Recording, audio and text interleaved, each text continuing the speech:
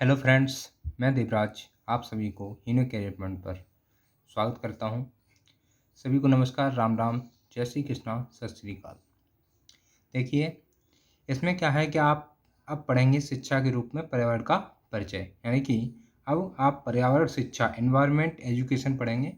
ठीक है, जो आपका प्रश्न पत्र नंबर है 5वां, यानी कि वैकल्पिक प्रश्न आपका वैकल्पिक भी है ये, और सबसे ज़्यादा आपका पर्यावरण हर जगह से काम आएगा। जैसे कि किसी भी परीक्षा में ले लीजिए तो पर्यावरण से संबंधित कुछ न कुछ कोई न कोई क्वेश्चन आते ही हैं। तो लेके चलते हैं। ठीक है, पहला क्वेश्चन दिया हुआ है इसमें एनवायरोनेर यानी कि एनवायरनर किस भाषा से लिया गया है? तो किससे लिया गया है? ग्रीक, रोमन, अंग्रेजी, फ्रेंच। आंसर हो जाएगा फ्रेंच। अगला है पर्यावरण के प्रमुख घटक हैं प्राकृतिक, मानव निर्मित, व दोनों में से कोई नहीं। तो आंसर हो जाएगा सी, यानी कि प्राकृतिक और मानव निर्मित दोनों हो जाएगा। अगला है ताप, मृदा, प्रकाश पर्यावरण के किस घटक के अंतर्गत आते हैं? जैविक, भौतिक, मानव निर्मित, इनमें से कोई नहीं। तो आंसर हो जाएगा इसका बी, यानी कि भौतिक। अगला है पृथ्वी को मुख्य रूप से कितने भागों में बांटा जा सकता है? 2 भागों में, 3 भागों में, 4 भागों में, 5 भागों में। तो आंसर हो जाएगा सी, यानी कि 4 भागों में। अगला है पर्वत, पठार, मैदान, घाटी पर्यावरण के किस क्षेत्र में आते हैं? स्थूल मंडल, जल मंडल, वायुमंडल, जैव मंडल। तो आंसर हो जाएगा स्थूल मंडल में। अगला है पृथ्वी को 2/3 भाग में कौन सा मंडल है? तो आपको बताना है स्थल मंडल, जल मंडल, वायुमंडल या जैव मंडल। तो आंसर हो जाएगा यहाँ पर जल मंडल, यानी कि जल जो है पृथ्वी के 2/3 भाग पर फैला हुआ है। अब आपको आंसर नहीं दिखेगा, ठीक है। तो इसमें देखिए, धूल के कण एवं जल वाष्प किस मंडल में पाए जाते हैं? स्थल मंडल, जल मंडल या वायुमंडल, जैव मंडल। तो आंसर इसका है सी, यानी कि वायुमंडल। अगला है निम्न कथनों पर विचार कीजिए कि पहला, पर्यावरण के लिए आस पड़ोस शब्द का ही प्रयोग किया जाता है। स्थल मंडल खनिजों का मुख्य स्रोत है। जैव मंडल जीव के लिए अनुकूल परिस्थितियां द्वारा प्रदान करता है। पारिस्थितिकी तंत्र प्रकृति की क्रियात्मक इकाई होती है। तो आंसर आपको बताना है कौन सा कथन, विचार कीजिए, बताइए कौन सा कथन सही है इनमें। तो पहला, दूसरा, तीसरा, चौथा, यानी कि सारे के सारे क्वेश्चन जो दिए हुए हैं वो चारों हो जाएगा, डी आंसर हो जाएगा इसका सही है।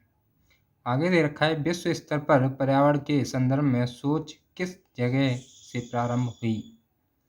तो विश्व स्तर पर पर्यावरण के संदर्भ में, यानी कि पर्यावरण के संदर्भ में विश्व स्तर पर सोचा कहाँ से गया? भारत, नेपाल, डेनमार्क या फिनलैंड। तो इसका आंसर हो जाएगा फिनलैंड। ठीक है, फिनलैंड में ये सोच रखी गई थी कि विश्व पर्यावरण के बारे में सोचा जाए। ठीक है, अगला है पर्यावरण शिक्षा सहायता करती है वायु व स्थल के मध्य संतुलन में, जल व वायु के मध्य संतुलन में, जैविक और अजैविक कारकों के मध्य, इनमें से कोई नहीं।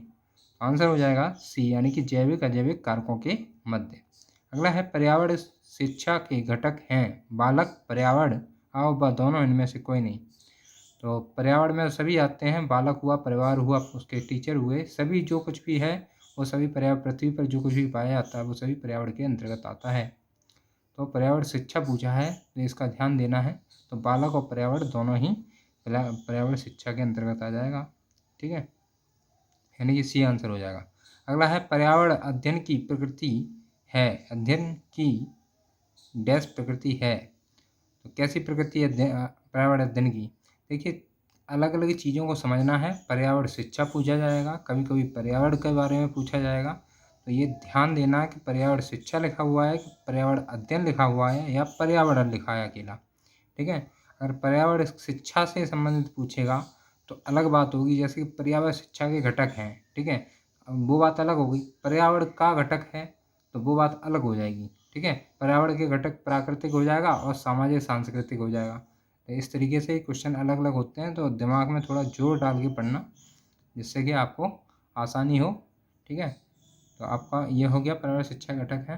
अगला, पर्यावरण अध्ययन की प्रकृति है एकल अनुभाषिक, द्विअनुभाषिक, बहुअनुभाषिक, इनमें से कोई नहीं। तो यहाँ पर पर्यावरण अध्ययन की जो है वो कैसी है, अनुभाषिक, ठीक है, अनुभाषिक यानी कि बहुत सी अनुभव की शील भाषाओं से अर्जित किया जाता है पर्यावरण अध्ययन, ठीक है।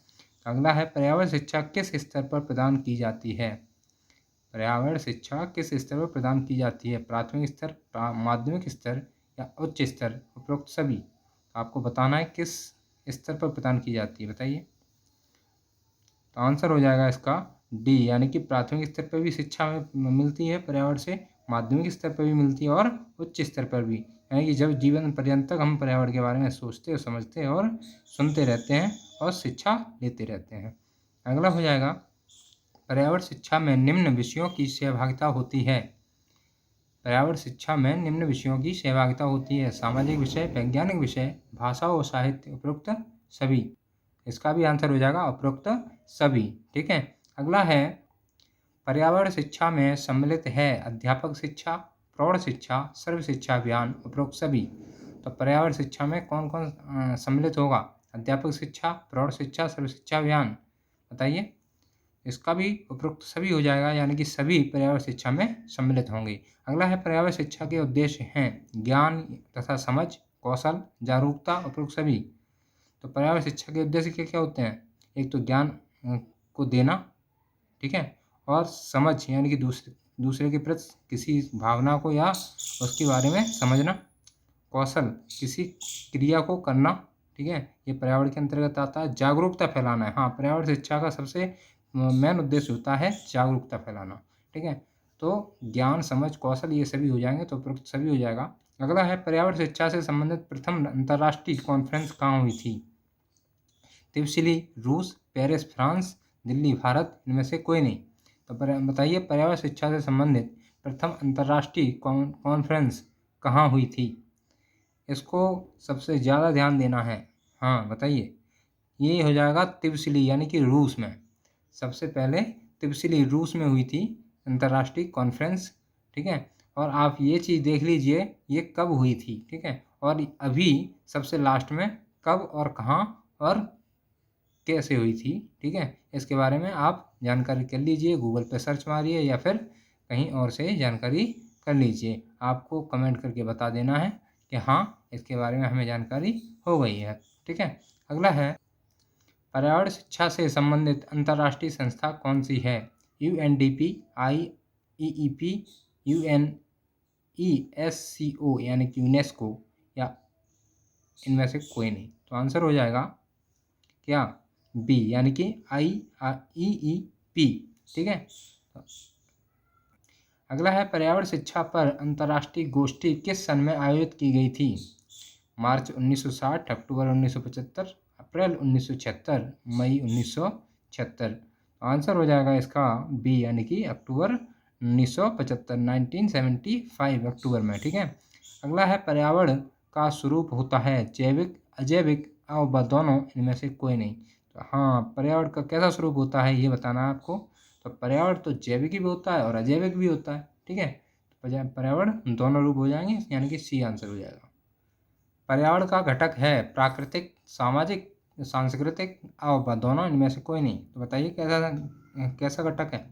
जैसा कि आपको पहले बताया था मैंने कि पर्यावरण के घटक पूछेगा, यानी कि पर्यावरण का घटक पूछ सकता है, पर्यावरण शिक्षा का घटक पूछ सकता है। तो पर्यावरण यहाँ पहले पूछा था पर्यावरण शिक्षा का घटक, अब पूछा है पर्यावरण का घटक। तो आपको बता दिया गया था, यानी कि सी आंसर हो जाएगा। इसमें बी लिखा हुआ है, बी गलत है, ठीक है। आ और बात दोनों हो जाएंगे, यानी कि प्राकृतिक और सामाजिक सांस्कृतिक तीनों तरीके से ये पर्यावरण के घटक हैं। अगला है पर्यावरण शिक्षा के मुख्य पक्ष हैं पर्यावरण शिक्षा, पर्यावरण सचेतना, आ और बात दोनों, इनमें से कोई नहीं। तो आंसर इसमें पर्यावरण शिक्षा के मुख्य पक्ष क्या होंगे, पर्यावरण शिक्षा और पर्यावरण सचेतना दोनों ही हो जाएंगे, इसमें भी सी आंसर हो जाएगा।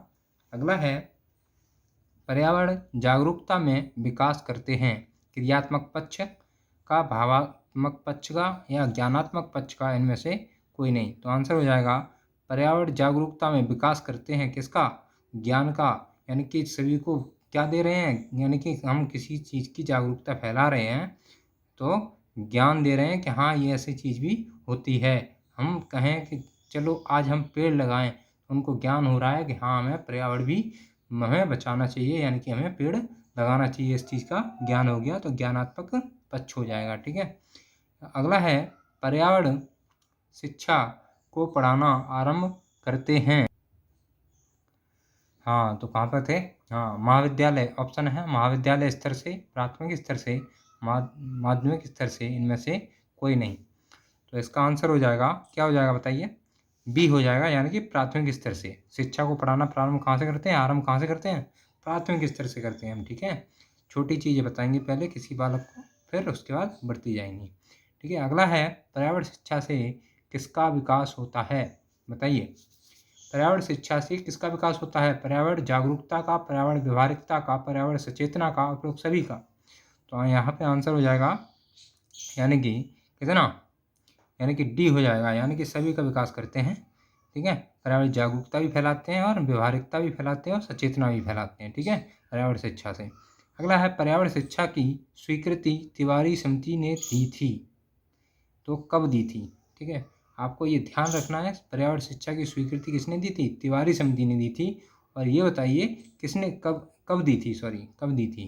ठीक है, 1972 यानी कि 1972, 1976, 1980, 1985।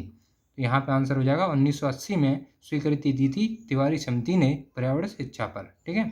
अगला है पर्यावरण शिक्षा में सहभागिता होती है भाषा एवं साहित्य की, सामाजिक विषयों की, वैज्ञानिक विषयों की, उपरोक्त सभी की। तो बताइए किसकी होती है? तो यहाँ पर पर्यावरण शिक्षा में सभी की सहभागिता होती है, भाषा की भी, साहित्य की भी, सामाजिक विषयों की भी और वैज्ञानिक विषयों की भी पर्यावरण शिक्षा में सहभागिता होती है। अगला आंसर हो जाएगा डी। ठीक है। अगला है पर्यावरण शिक्षा का अर्थ है। बताइए, इसको तो आप बता सकते हैं, पर्यावरण शिक्षा का अर्थ क्या है? पर्यावरण प्रदूषण कर लेख लिखना। बताइए, प्रदूषण पर लेख लिखना यानी कि निबंध लिखना, पर्यावरण तकनीकी का विकास करना यानी पर्यावरण से संबंधित किसी तकनीकी का विकास करना, या पर्यावरण के संकट को पहचानना, ये पर्यावरण शिक्षा का अर्थ है। या पर्यावरण के बारे में जानकारी और कुशलता विकसित करना, ये पर्यावरण का शिक्षा का अर्थ है। बताइए। हाँ, इसका आंसर डी हो जाएगा और बाकी के सभी गलत हैं। ठीक है। अगला है पर्यावरण अध्ययन समाहित करता है जलमंडल में, स्थल मंडल में, वायुमंडल एवं जैव मंडल, उपरोक्त सभी। आंसर क्या हो जाएगा? डी, उपरोक्त सभी में। अगला है विद्यालय में पर्यावरण शिक्षा दी जाती है भाषण द्वारा, निबंध प्रतियोगिता द्वारा, खेलकूद द्वारा, स्वयं अपनाकर। आंसर क्या हो जाएगा? भाषण द्वारा। ठीक है। अगला है पर्यावरण शिक्षण की समस्याओं के निवारण के लिए आवश्यक है। देखिए, पर्यावरण शिक्षण की समस्याओं के निवारण के लिए आवश्यक है। ठीक है, क्या क्या है? इसके ऑप्शन दिए हुए हैं। पर्यावरण विषय के अनिवार्य पर्यावरण से विषय को अनिवार्य विषय के रूप में पाठ्यक्रम में सम्मिलित किया जाए। ऑप्शन अगला है शिक्षकों को कक्षा में छात्रों के साथ मित्रों की तरह व्यवहार करना चाहिए। अगला ऑप्शन है अभिभावकों को इसके लिए आंदोलन करना चाहिए। इनमें से कोई नहीं। आंसर इसका ए दिया हुआ है। ठीक है, तो ये हो जाएगा यहाँ पे पर्यावरण विषय को अनिवार्य विषय के रूप में पाठ्यक्रम में सम्मिलित किया जाए, यही इसका निवारण के लिए आवश्यक है। अगला है पर्यावरण शिक्षण को प्रभावशाली बनाने के लिए शैक्षिक भ्रमण और सेमिनार जैसी पाठ्य सहगामी क्रियाओं के लिए आवश्यक ज्ञान क्या होगा? स्वयं एकत्रित करेंगे, प्रशासन से मदद लेंगे, अभिभावकों से मदद लेंगे, या बा और सा दोनों, यानी कि प्रशासन से मदद लेंगे या अभिभावकों से मदद लेंगे। बताइए, आंसर हो जाएगा इसका डी। अगला है पर्यावरण वह सब कुछ है जो किसी व्यक्ति को चारों ओर से घेरे हुए है, वह उस पर सीधा प्रभाव डालता है। यह परिभाषा है किसकी है? निर्बर्टन की है, निर्बर्ट की है। ठीक है। अगला है पर्यावरण बालक को प्रेरित करता है अरोचक शिक्षा के लिए, रचनात्मक कार्य के लिए, परीक्षा पास करने के लिए, हतोत्साह के लिए। बताइए, आंसर हो जाएगा ए, अरोचक शिक्षा के लिए। जब तक आंसर दिखता है तब तक मज़ा नहीं आता क्लास में, है ना। जब आंसर नहीं दिखता है तब पढ़ने में ज़्यादा मज़ा आता है। ठीक है। तो अगला है भौतिक जैविक पर्यावरण में सहसंबंध के प्रकार हैं पारस्परिक सहसंबंध, गुणांक सहसंबंध, एक एक सहसंबंध, उपरोक्त सभी। इसका आंसर दे रखा है डी, यानी कि उपरोक्त सभी। अगला है भौतिक और जैविक पर्यावरण द्वारा मानव समाज के विचार एवं जीवन को प्रभावित करने वाले क्षेत्र हैं। तो क्या हैं? धर्म, अंधविश्वास, संस्कृति एवं सभ्यता, यातायात और संचार, शिक्षा और चिकित्सा, कृषि, उद्योग धंधे, उपरोक्त सभी। आंसर हो जाएगा टी यानी कि उपरोक्त सभी। उपरोक्त सभी, हाँ उपरोक्त सभी हो जाएगा इसका। ठीक है, वो वाला डी नहीं है, वो सी है, कृषि, उद्योग धंधे, ये सभी हो जाएंगे। ठीक है, अगला है भौतिक व जैविक पर्यावरण शिक्षण की जानकारी एक शिक्षक की सहायता करती है। क्या करती है? वैज्ञानिक अनुसंधान करने में, या उपयुक्त शिक्षण विधि चयन में, उत्कृष्ट उपकरण में, उपरोक्त सभी। तो इसका भी आंसर हो जाएगा उपरोक्त सभी यानी कि डी। अगला है पर्यावरण शिक्षा का महत्व है जनसंख्या वृद्धि की समस्या को समझना, पर्यावरण असंतुलन की समस्या को समझना, विभिन्न खाद्य श्रृंखलाओं तथा पारिस्थितिकी तंत्र संतुलन को समझना, उपरोक्त सभी। आंसर हो जाएगा डी यानी कि उपरोक्त सभी। अगला है पर्यावरण अध्ययन द्वारा मृदा के संरक्षण की जानकारी कैसे प्राप्त होती है? वृक्षारोपण करके, पानी के बहाव को नियंत्रित करके, या उपरोक्त दोनों, इनमें से कोई नहीं। तो ये दोनों हो जाएंगे यानी कि आ व दोनों यानी कि सी आंसर हो जाएगा इसका। अगला है पर्यावरण अध्ययन विवेचना करता है सामाजिक वातावरण की, उपरोक्त दोनों की, भौतिक वातावरण की, इनमें से कोई नहीं। आंसर हो जाएगा सी यानी कि उपरोक्त दोनों की। तो इस सेशन में यानी कि इसको यहीं तक ख़त्म करते हैं। फर्स्ट यूनिट में यानी कि 88 क्वेश्चन हैं, तो इसको यहीं ख़त्म करते हैं, बाकी का हम सेकंड पार्ट में कराते हैं। ठीक है, वीडियो के अंत तक बने रहने के लिए आपका बहुत बहुत धन्यवाद। ऐसे ही वीडियो पाने के लिए सब्सक्राइब करें, लाइक करें, कमेंट करें, शेयर करें। जय हिंद, जय भारत, धन्यवाद।